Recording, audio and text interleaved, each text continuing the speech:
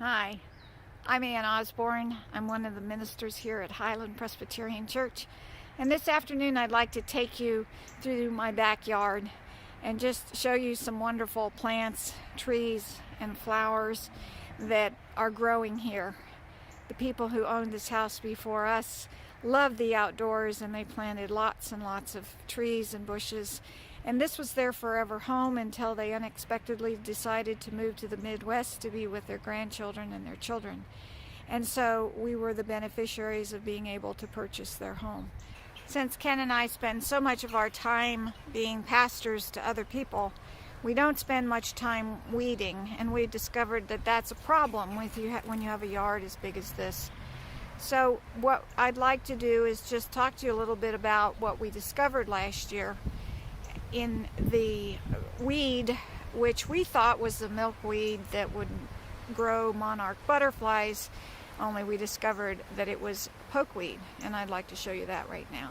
For those of you who don't know, this is what's known as pokeweed, and it has one amazing capacity in that when it grows, it spreads seeds completely throughout your whole yard, and if you don't dig it up as small weeds, it grows into huge, very tall trees, and when the fall comes, it reseeds your entire yard. We thought it would help us grow monarch butterflies, but instead we have pokeweed throughout the yard. If we were to think of our lives as a garden, how would we take care of it? What weeds are we allowing to grow just because we choose not to spend the time and energy to weed them out? Have you ever thought about looking at your life to see what is beneficial in your life of faith? In the letter to the Roman church, the Apostle Paul writes to them about what is important for them to do and to be in order to maintain a healthy life with God. I like how Eugene Peterson in the Message translates Romans 12:2-6. He says, "Place your life before God." So here's what I want you to do, God helping you. Take your ordinary life, your sleeping, eating, going to work, and walking around life, and place it before God as an offering. Embracing what God does for you is the best thing you can do for Him. Embracing what God does is the best thing you can do for Him.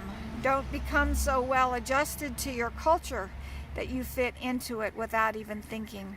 Instead, fix your attention on God. You'll be changed from the inside out. Readily recognize what He wants from you and quickly respond to it. Unlike the culture around you, always dragging you down to its level of immaturity, God brings the best out of you, develops well-formed maturity in you. I'm speaking to you out of deep gratitude for all that God has given me, and especially as I have responsibilities in relation to you, living then as every one of you does, in pure grace. It's important that you not misinterpret yourselves as people who are bringing this goodness to God. No, God brings it all to you.